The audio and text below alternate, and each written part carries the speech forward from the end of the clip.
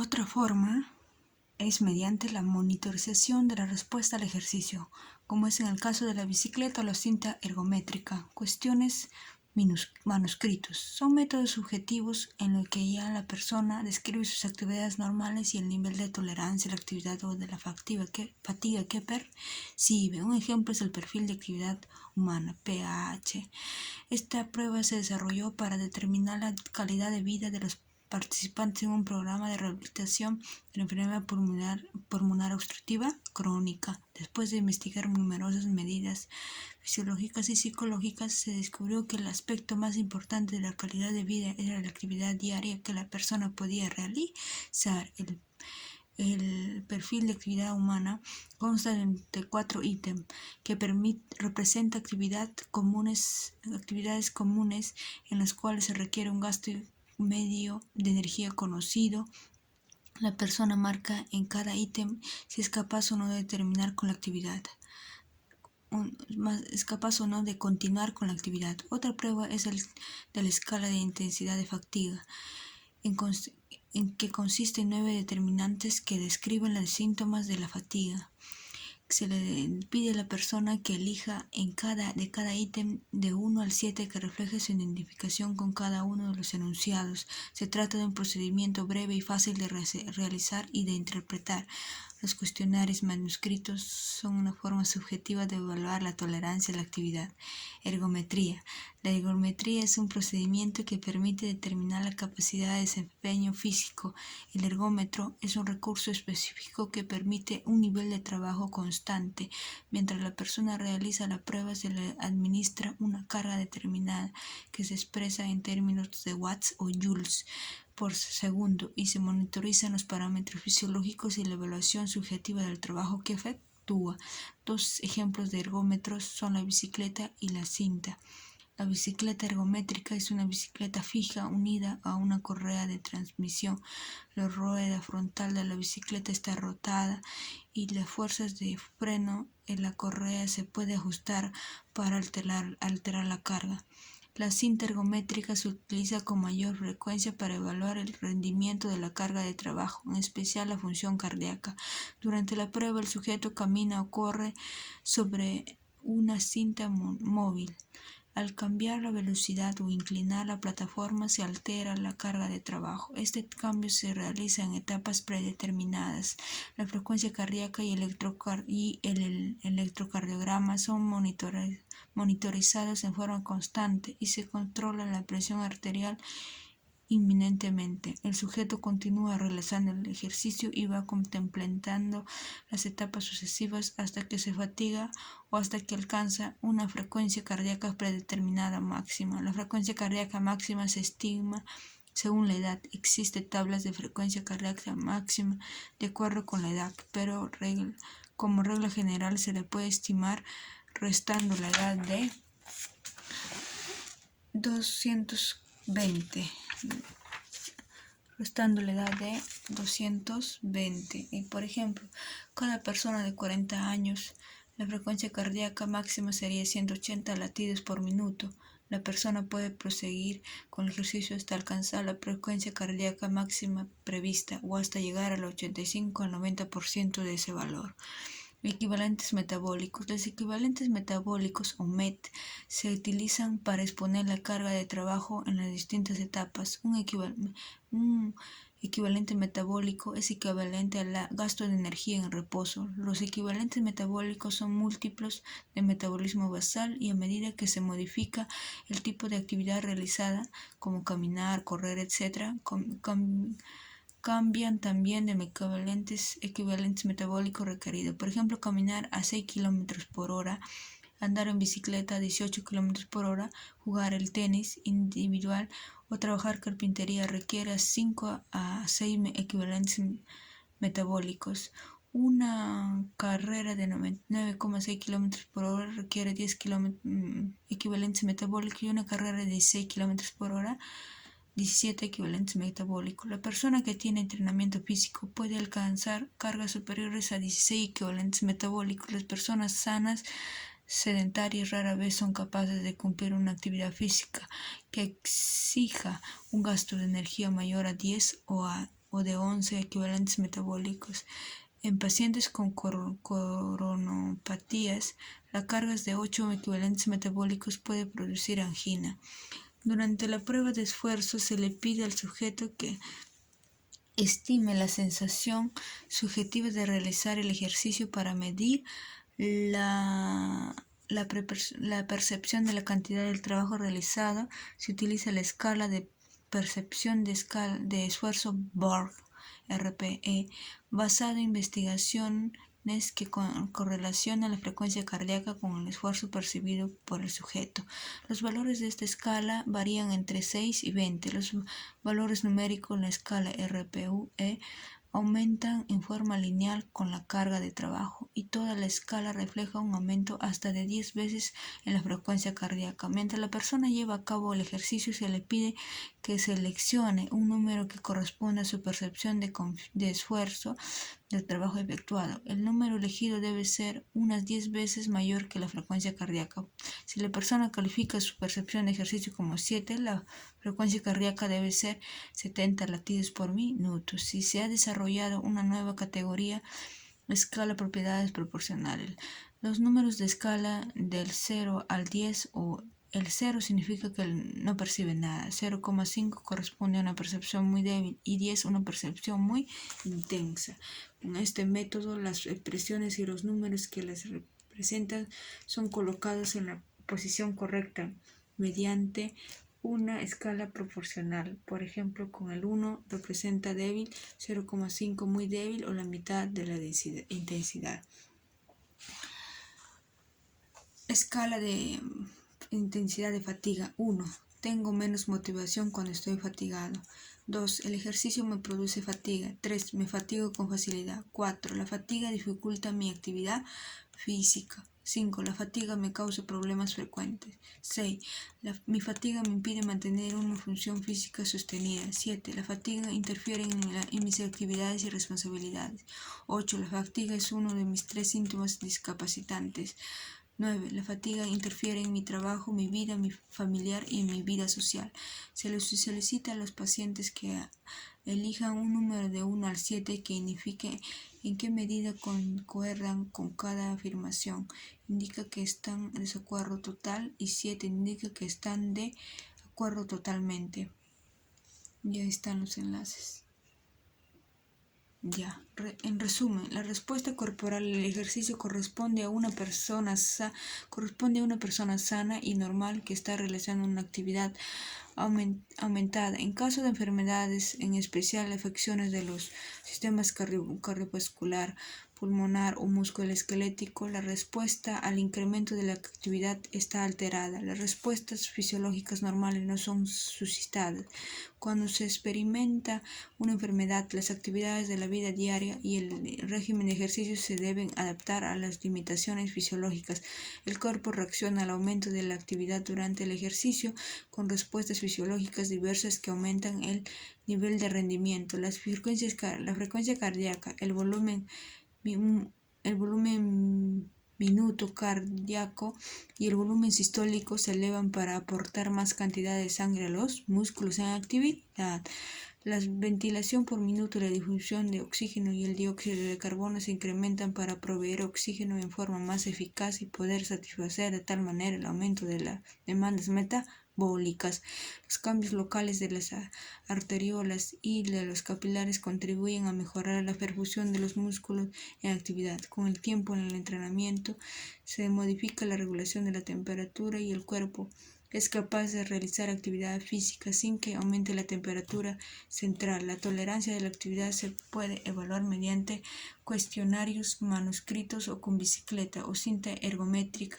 Se le pide al paciente que realice una actividad del trabajo establecida. Mientras lo lleva a cabo, se monitoriza las respuestas cardiovasculares y las sensaciones subjetivas del esfuerzo realizado. Escala de 15 grados por la evaluación de percepción del esfuerzo. Escala de evaluación de percepción del esfuerzo.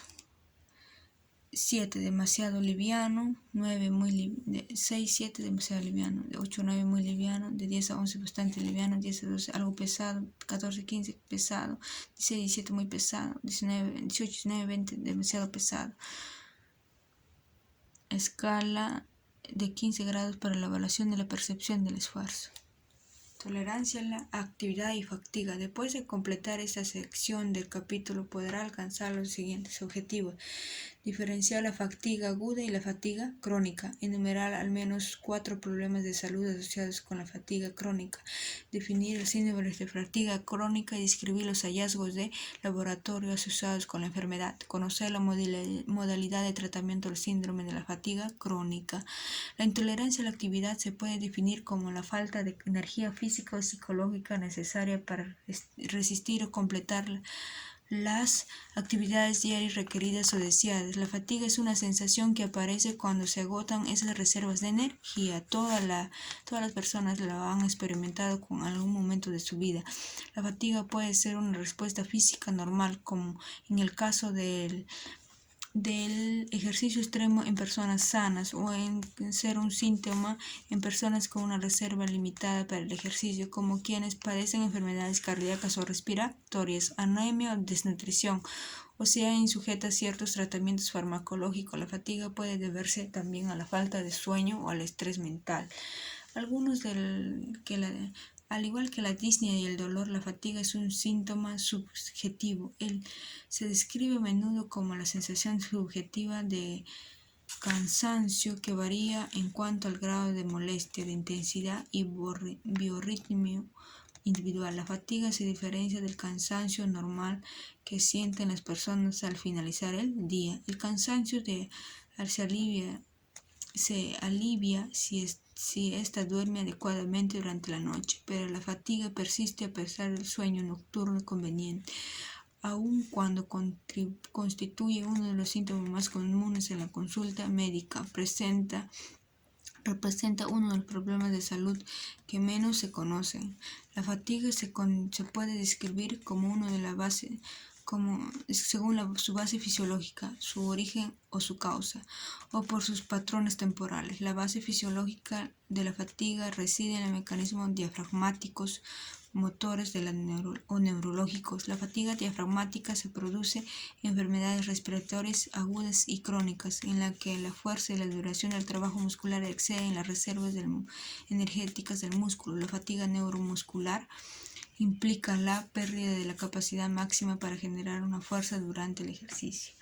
Mecanismos de fatiga. Las causas de fatiga pueden ser fisiológicas, psicológicas, patológicas o desconocidas. Síndrome de la fatiga crónica puede ser provocada por factores ambientales, ruidos excesivos, temperaturas extremas, cambios climáticos, por drogas, tranquilizantes, alcohol, exposición a sustancias químicas tóxicas, por tratamiento, quimioterapia, radioterapia, cirugía, anestesia, pruebas diagnósticas, por el esfuerzo físico con el ejercicio y por factores psicológicos, estrés y monotonía. Desde el punto de vista clínico, se puede definir o describir según la duración como aguda, que dura menos de 4 semanas, o crónica, que está presente durante el 50% del día o que persiste en 1 a 6 meses. Se cree que la misma persona puede coexistir la fatiga aguda y la crónica, como ocurre con el dolor agudo y crónico. Fatiga física aguda. La fatiga física aguda es de instalación rápida y se suele definir como la fatiga muscular que surge con el aumento de la actividad llevada hasta el agotamiento. Desaparece al poco tiempo del interrumpir el ejercicio y sirve como mecanismo protector. El estado físico puede influir en el comienzo de la fatiga aguda. Quienes practican ejercicios regulares, a diferencia de las personas sedentarias, pueden mantener una actividad por periodos prolongados sin sentir fatiga. Es probable que ello se debe a que los músculos utilizan el oxígeno y los nutrientes en forma más eficaz, y a que los sistemas circulatorios respiratorios están mejor preparados para llevar el oxígeno y los nutrientes a los músculos en actividad. En un músculo no entrenado, la fatiga física aguda se produce más rápidamente. Por ejemplo, es de observación habitual después del reposo en cama prolongado por un procedimiento quirúrgico o quienes su actividad se ha reducido a causa de una enfermedad.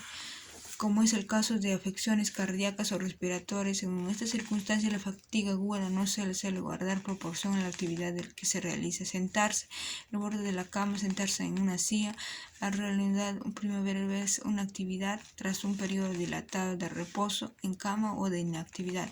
Puede experimentarse taquicardia, hipotensión. La frecuencia cardíaca y la presión arterial son indicadores muy sensibles de la tolerancia o intolerancia a la actividad, a menores que los parámetros sean modificados por fármacos como los bloqueantes B adrenérgicos.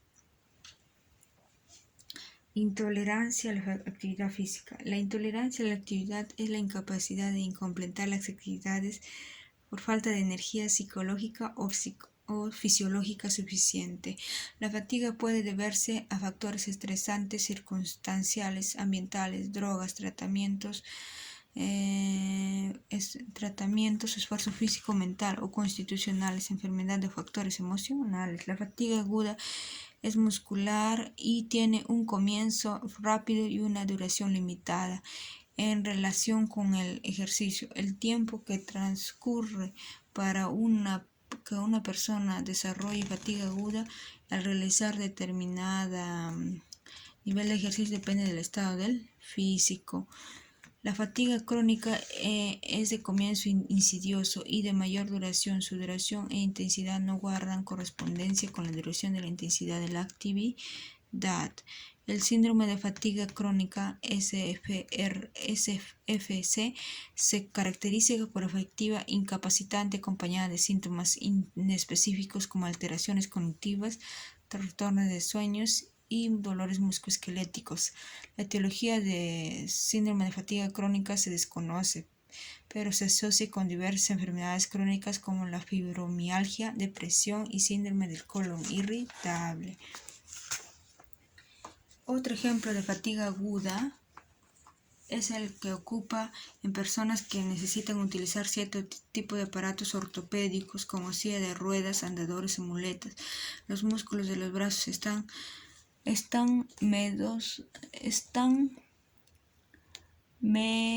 menos adaptados al ejercicio prolongado que los músculos de las piernas. Esto se debe a que hayan constituido sobre todo por fibras musculares tipo 2. Las fibras musculares tipo 2 que se utilizan cuando el cuerpo requiere gran cantidad de energía por un tiempo breve, se fatigan con mayor rapidez. Como resultado, las personas que requieren una silla de ruedas o muletas pueden fatigarse fácilmente hasta que sus brazos se acostumbren al aumento de la actividad. Fatiga crónica. La fatiga crónica se diferencia de la fatiga aguda por su presentación, intensidad, percepción, duración y formas de alivio.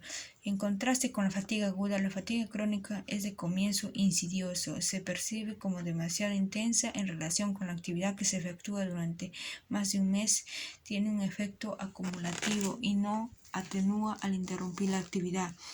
Es uno de los problemas más frecuentes en pacientes con enfermedades crónicas. En un marco de la atención primaria del 11-25% de enfermedades consultan por fatiga crónica como síntoma principal. De ellos, en el 20 al 45% se podrá diagnosticar una causa orgánica primaria y en 40-45% una afección psiquiátrica primaria. En el resto diagnosticará un síndrome de fatiga crónica al que nos referimos más adelante o bien se quedará sin diagnóstico.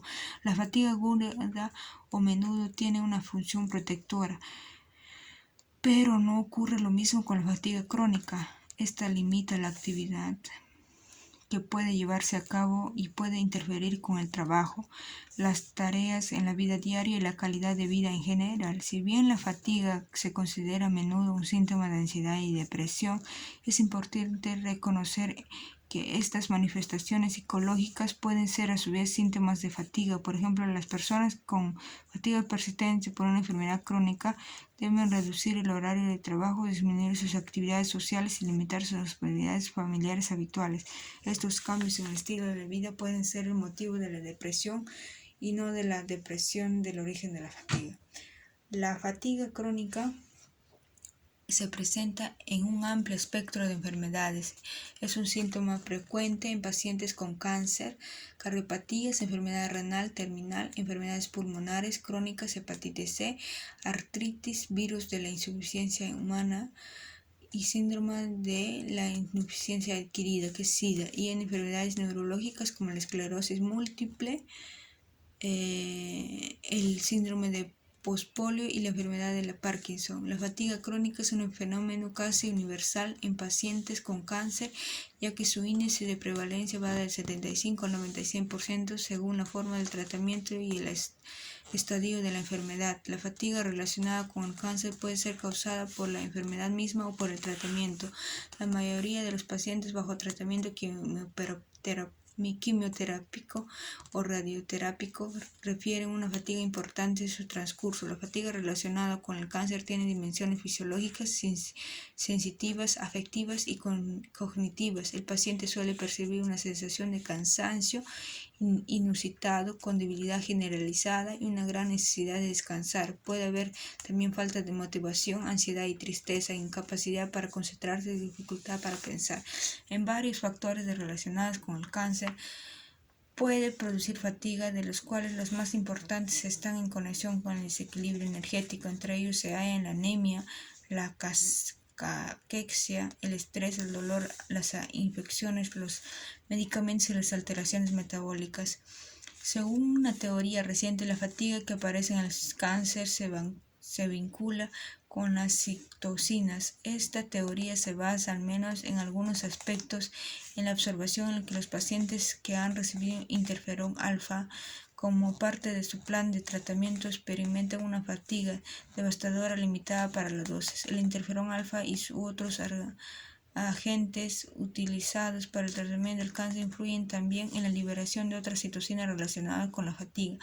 Las células cancerosas y el sistema inmune producen o liberan diversas citocinas que son capaces de producir muchos de los factores que contribuyen a la fatiga. Se cree que uno de estos citocinas, el factor de la necrosis tumoral alfa, interfieren con el apetito y causa pérdida de peso y depleción de los depósitos de proteínas en el núcleo esquelético. Como resultado se produce emaciación muscular y el paciente debe gastar más energía para realizar actividades simples como sentarse o ponerse de pie.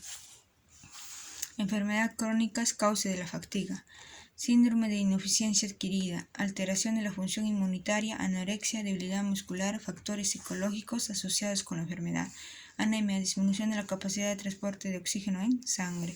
Artritis, el dolor de la disfunción articular lleva a una reducción de la movilidad, al insomnio y a las alteraciones emocionales. Cáncer, presencia de productos químicos y procesos catabólicos asociados con el crecimiento tumoral, anorexia, dificultad para comer, efectos de la quimioterapia y la radioterapia, y factores psicosociales como depresión, pena, desesperanza y temor.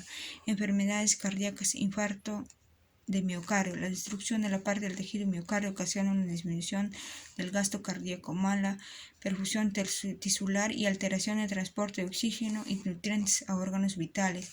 Insuficiencia cardíaca congestiva. La alteración de la función de la bomba del corazón produce mala perfusión del tejido muscular y de los órganos vitales. Enfermedades neurológicas, esclerosis múltiple. Enfermedades desmielinizantes del sistema nervioso central se caracteriza por retardo de la conducción nerviosa que produce debilidad, fatiga en los miembros inferiores. Miastenia grave, alteración de los receptores postsinápticos de acetilcolina de la unión neuromuscular que produce debilidad y fatiga muscular. Enfermedades pulmonar crónica, insuficiencia renal crónica, aumento del trabajo respiratorio y alteración del intercambio gaseoso, acumulación de residuos metabólicos, alteración de los líquidos electrolitos y equilibrio ácido-base, disminución del recuento de glóbulos rojos y de capacidad de transporte de oxígeno por déficit de producción de eritropoyetina. Enfermedades metabólicas, disminución del metabolismo basal que se manifiesta con fatiga, hipotiroidismo, deficiencia de glucosa por la célula muscular, diabetes. Enfermedades metabólicas, hipotiroidismo, disminución del metabolismo basal que se manifiesta con fatiga, diabetes mellitus, deficiencia de la glucosa por célula muscular. Obesidad, desequilibrio entre la ingesta nutricional y el gasto en energía, aumento de carga de trabajo por exceso de peso, miopía esteroidea.